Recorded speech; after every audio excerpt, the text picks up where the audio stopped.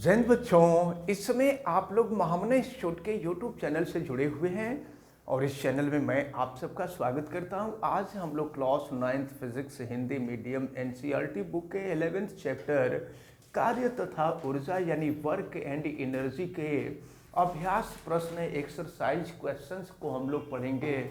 और exercise question में आज हम लोग क्वेश्चन नंबर 5 को पढ़ेंगे। देखिए, क्वेश्चन नंबर 5 में आपसे कहा जा रहा है कि 10 किलोग्राम द्रव्यमान का एक पिंड मेज पर बिंदु ए पर रखा गया है। देखिए, कोई मेज है और इस मेज पर कोई बिंदु ए है। देखिए, ये कोई बिंदु ए है और बिंदु ए पर ही ये रखा हुआ है 10 किलोग्राम द्रव्यमान, ये 10 केजी, ध्यान दीजिएगा। तो 10 केजी द्रव्यमान का एक पिंड बिंदु ए पर रखा है, इसे बिंदु बी तक लाया जाता है। देखिए, इसको हम मान लेते हैं कि यहाँ से लेकर के यहाँ बिंदु बी तक लाया जाता है, बिंदु बी तक लाया जाता है। यदि ए तथा बी को मिलाने वाली रेखा क्षैतिज है, ध्यान दीजिएगा, ए और बी को मिलाने वाली जो रेखा है यह रेखा क्षैतिज है, तो पिंड पर गुरुत्व बल, गुरुत्व बल जानते हैं, गुरुत्व बल हमेशा नीचे के तरफ कार्य करता है। तो गुरुत्व बल द्वारा किया गया कार्य कितना होगा? एक चीज हम आपको बता दें, आपको बताया गया था कि कार्य बराबर होता है F into yes cos theta. और एक बात हम आपको बता दें कि देखें, बल, गुरुत्व बल नीचे के तरफ काम करता है, अब विस्थापन इधर के तरफ हो रहा है। अब देखिए, तो विस्थापन और बल के बीच विस्थापन क्षैतिज दिशा में और बल ऊर्ध्वाधर नीचे के तरफ, तो इनके बीच बनने वाला जो कोण होगा वो 90 डिग्री का होगा। तो हम यहाँ पर रख देंगे थीटा के जगह पे 90 डिग्री। और काश 90 डिग्री का मान आप जानते हैं, काश 90 डिग्री की वैल्यू जो होती है वो 0 होती है।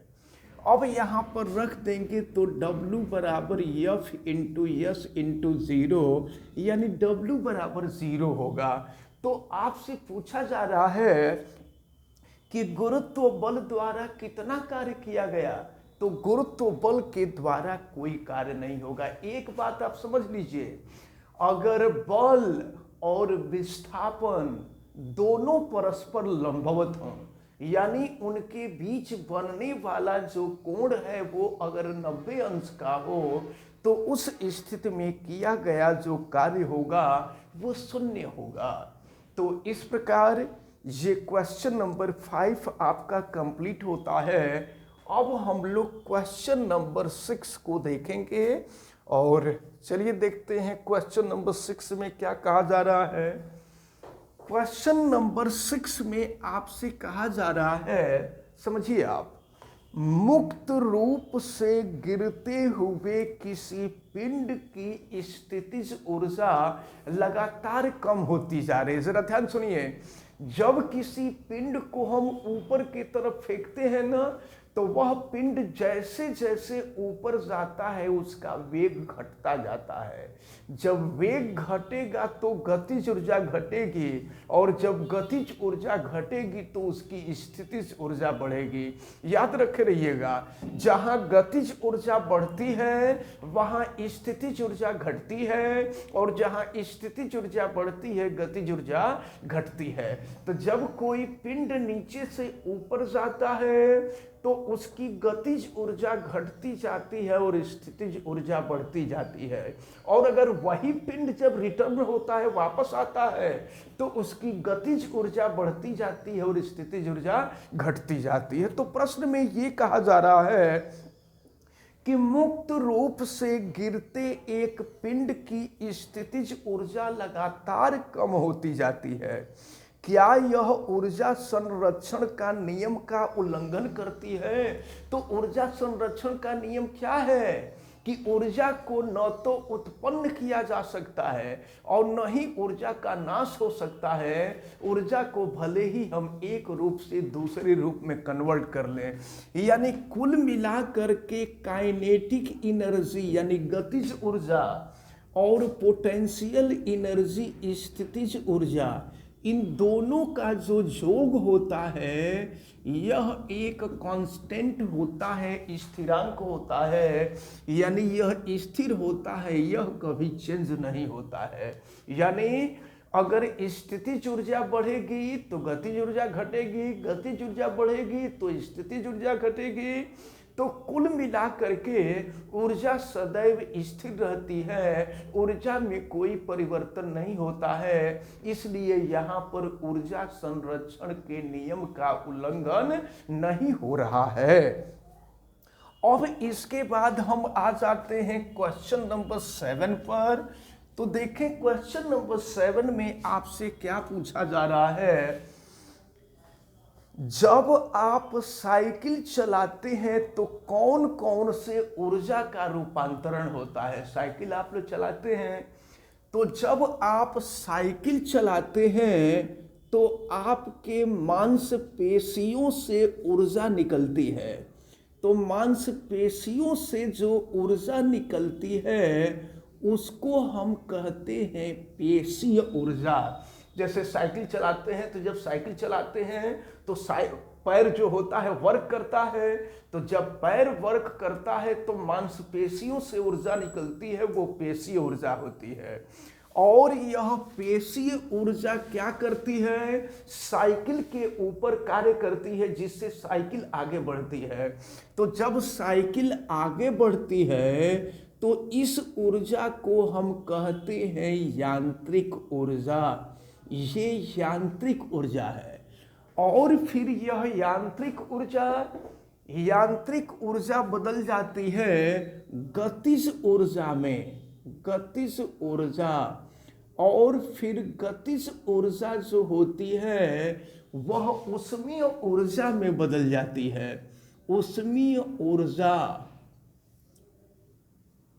इसीलिए देखते हैं कि जब आप साइकिल चलाते हैं तो आपके शरीर पूरा गर्म हो जाता है। तो यही होता है, जब आप साइकिल चलाते हैं तो साइकिल चलाने पर ऊर्जा में होने वाला जो परिवर्तन है वो यही है, पेशीय ऊर्जा बदलती है यांत्रिक ऊर्जा में, यांत्रिक ऊर्जा बदलती है गतिज ऊर्जा में, और गतिज ऊर्जा बदलती है ऊष्मीय ऊर्जा में। ठीक है, अब हम आगे बढ़ते हैं और आते हैं क्वेश्चन नंबर 8 पर। क्वेश्चन नंबर 8 में देखें आपसे क्या कहा जा रहा है। क्वेश्चन नंबर 8 में कहा जा रहा है, जब आप अपनी सारी शक्ति लगाकर एक बड़ी चट्टान को धकेलना चाहते हैं, कोई बड़ा चट्टान है और हाथ लगा करके उसको हम धकेलना चाहते हैं, तो इसे हिलाने में असफल हो जाते हैं। बड़ा चट्टान है, बड़ा पहाड़ है, जोर लगा रहे हैं, बल लगा रहे हैं, तो आपके बल लगाने से वो चट्टान तो आगे बढ़ेगा नहीं। तो क्या इस अवस्था में ऊर्जा का स्थानांतरण होता है? तो एक चीज देखिए, जब हम बल लगाते हैं तो वह चट्टान विस्थापित तो नहीं होता है, लेकिन विस्थापित नहीं होता है तो हमारे द्वारा उस पर कार्य तो नहीं किया जाता है, लेकिन उस दौरान हमारे शरीर की जो ऊर्जा होती है, हमारे शरीर से ऊर्जा निकलती है। और जब शरीर से ऊर्जा निकलती है तो हमको थकान महसूस होती है। जब भी शरीर से एनर्जी निकलेगी तो हमको थकान महसूस होती है, और थकान जब होता है तो हमारे शरीर से ऊर्जा निकल करके उस चट्टान के अंदर जाती है। ये अलग बात है कि वह ऊर्जा इतनी सफिशिएंट नहीं होती है ताकि वो चट्टान के मान में कोई परिवर्तन कर सके। तो इस प्रकार जो है पूछा जा रहा था क्या इस अवस्था में ऊर्जा का रूपांतरण हुआ, तो सही बात है कि ऊर्जा का रूपांतरण हुआ।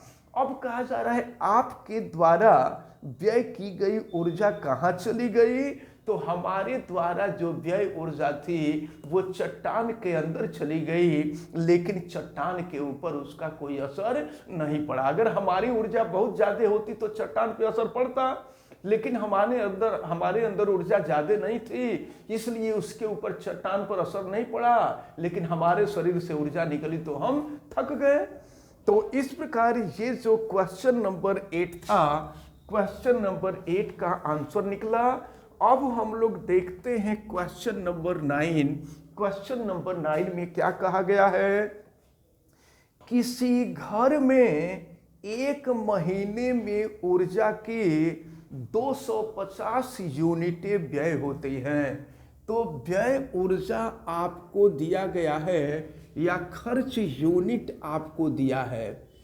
खर्च यूनिट यानी कितना यूनिट खर्च हुआ है, तो खर्च यूनिट आपको दिया हुआ है 250 यूनिट। अब जूल में कितना होगा, तो हमने आपको बताया था कि एक यूनिट जो होता है वह 3.6 इंटू 10⁻⁶ जूल के बराबर होता है। हमने आपको कन्वर्ट करके बताया था, यूनिट को जूल में हमने कन्वर्ट किया था। तो अब 250 यूनिट है, तो 201 यूनिट बराबर 3.6 इंटू 10⁻⁶ जूल, तो 250 यूनिट बराबर, तो इतना यूनिट बराबर हो जाएगा 3.6 इंटू 10⁻⁶ इंटू 250। अब हम लोग इसका गुणा कर देंगे और गुणा करके इसको हल किया जाएगा। तो देखिए, अगर यहाँ से हम 0 हटा दें, तो 0 अगर हटाएंगे तो ये 3.6 के जगह पे 36 हो जाएगा। तो ये हो गया आपका 36 इंटू 25 इंटू हो गया 10⁻⁶। अब हम यहाँ गुणा करते हैं, तो देखिए 25 छक्का 150 हो जाएगा, तो ये हो जाएगा 0 और कैरी 15 हो जाएगा, और फिर 25 तिया 75, तो 75 में आप जोड़ दीजिए 15 को, तो ये 900 हो जाएगा। तो ये हो गया आपका 900 इंटू 10⁻⁶ जूल।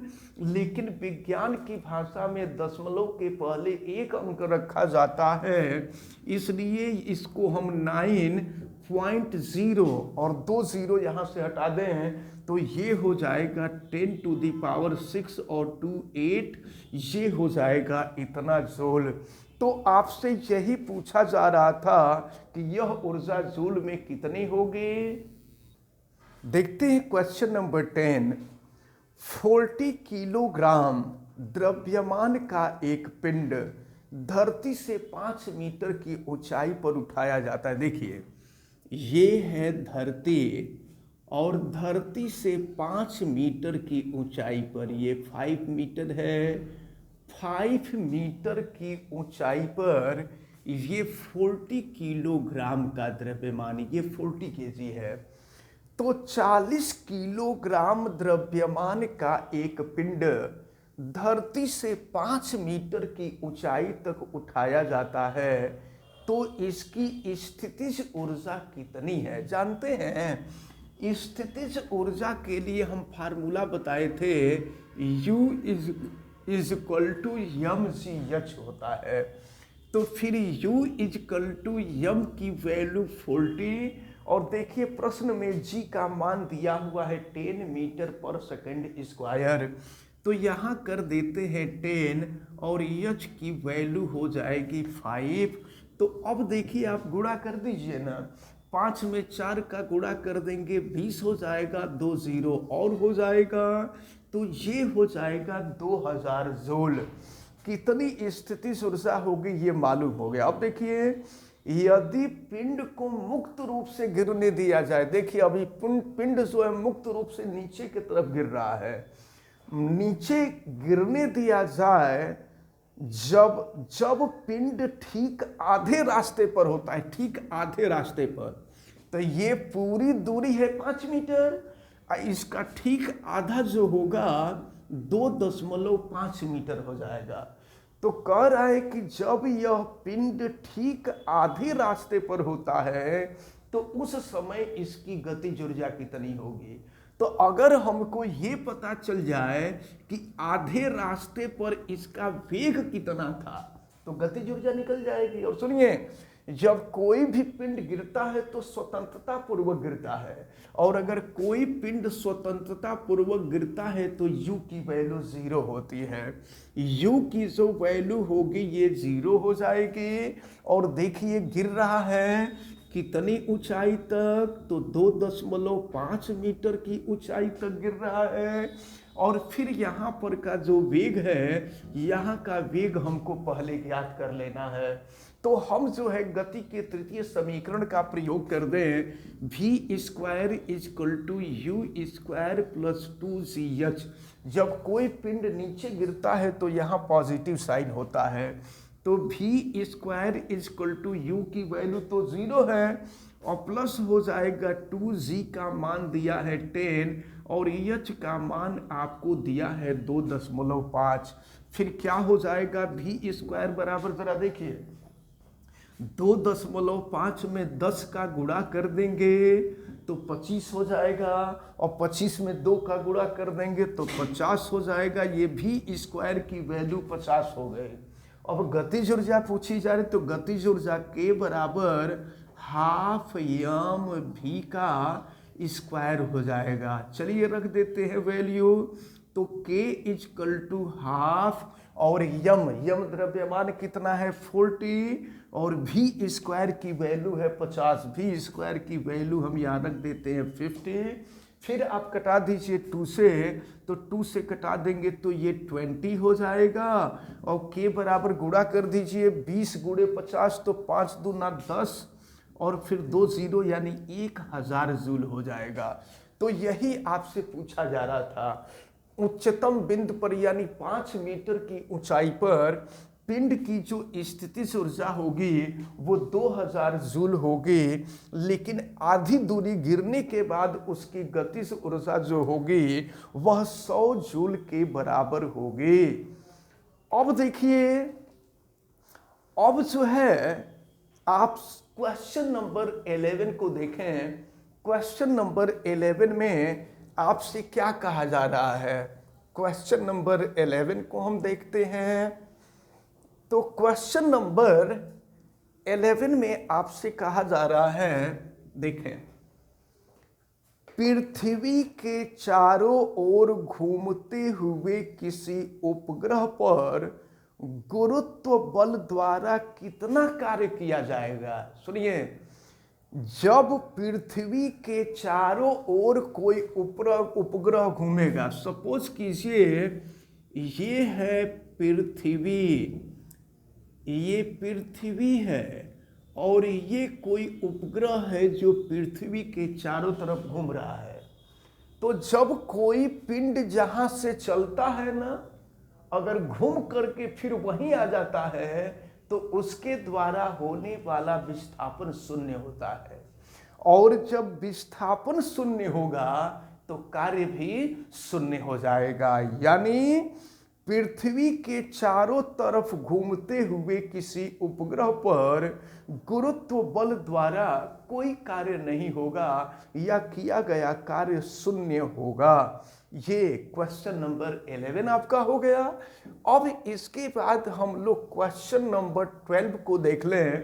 क्वेश्चन नंबर 12 में क्या कहा गया है, ये पूछा गया है कि क्या किसी पिंड पर लगने वाले किसी भी बल की अनुपस्थिति में इसका विस्थापन हो सकता है। जैसे मान लीजिए कोई पत्थर है और पत्थर को चला करके हम मार दिए, फेंक दिए, तो जब जिस समय उसको फेंके थे उस समय उस पत्थर पे बल लगाए थे, लेकिन बल लगा करके छोड़ दिए, तो बल लगा करके छोड़ दिए तो भी तो वो पत्थर कुछ दूरी तक खिसक करके जाता है, सरक करके जाता है। या जैसे मान लीजिए साइकिल चला रहे हैं, साइकिल चलाते हुए जब तक पैडल चला रहे हैं, इसका मतलब बल लगा रहे हैं, और पैडल चलाना जब आप बंद कर देते हैं तो भी तो साइकिल फिसल करके आगे तक जाती है। तो इसका मतलब ये हुआ कि बाह्य बल की अनुपस्थिति में इसका विस्थापन हो सकता है। सोचिए, कहा जा रहा है कि सोचिए, तो हम लोग सोच लिए। इस प्रश्न के बारे में अपने मित्रों तथा अध्यापकों से विचार विमर्श कीजिए। तो हम लोग विचार विमर्श भी कर लिए। अब इसके बाद हम आते हैं क्वेश्चन नंबर 13 पर। देखते हैं क्वेश्चन नंबर 13 क्या कहा गया है। क्वेश्चन नंबर 13 ये कहा गया है कि कोई मनुष्य भूसे के एक गट्ठर को अपने सिर पर 30 मिनट तक रखा रहता और थक जाता है। देखिए, वो कहीं चल नहीं रहा है, अपने सिर पर गट्ठर लेकर के ऐसे चुपचाप खड़ा रह रहा है, और खड़ा रहेगा तो थक जाता है। क्या उसने कुछ कार्य किया या नहीं? तो देखिए, जब सिर पर रख करके वो कुछ दूरी तक चलता तो विस्थापन होता। वो चल ही नहीं रहा है, लेकर के चुपचाप खड़ा है, तो उसके द्वारा कोई कार्य नहीं हो रहा है, क्योंकि विस्थापन नहीं हो रहा है। और थकने का कारण क्या है? वो थक इसलिए रहा है क्योंकि उसके शरीर से ऊर्जा निकल रही है। जब ऊर्जा निकल जाएगी तो वो थक जाएगा। अब इसके बाद हम आते हैं क्वेश्चन नंबर 14 पर और देखते हैं क्वेश्चन नंबर 14 में क्या कहा गया है। क्वेश्चन नंबर 14 है, एक विद्युत हीटर यानी विद्युत उष्मक की घोषित शक्ति, उसका पावर आपको दिया गया है, और ये पावर दिया गया है 1500 वाट, 1500 वाट।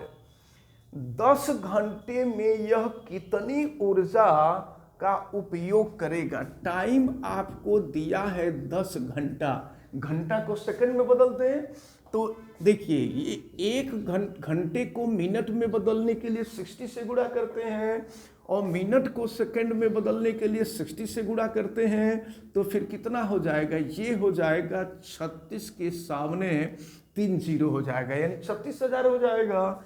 ये 36,000 सेकंड हो गया। तो पूछा जा रहा है कितनी ऊर्जा का उपयोग करेगा। तो आपको मालूम है कि P बराबर होता है W/T, क्योंकि कार्य करने की दर, किसी दर को ही शक्ति कहते हैं, और कार्य जो होती है, कार्य करने की क्षमता को ऊर्जा कहते हैं, यानी कार्य ही ऊर्जा है। तो अगर यहाँ से W की वैल्यू निकालें तो P और T का क्रॉस मल्टीप्लिकेशन हो जाएगा। फिर यहाँ से W की वैल्यू निकालेंगे तो P की वैल्यू आपको दिया है 1500, और T की जो वैल्यू आपको दिया गया है ये 16,000 दिया हुआ है। अब इसको हम सॉल्व करते हैं, देखें क्या मिल जाएगा।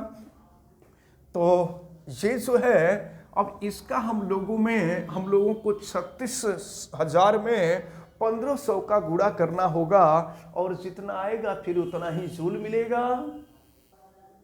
तो इस प्रकार जो अगर इनका हम लोग गुणा कर दें तो देखिए, ये 36 में अगर 15 का गुणा कर देंगे तो 540 हो जाएगा, 3 0 2 0 5 0 हो जाएगा।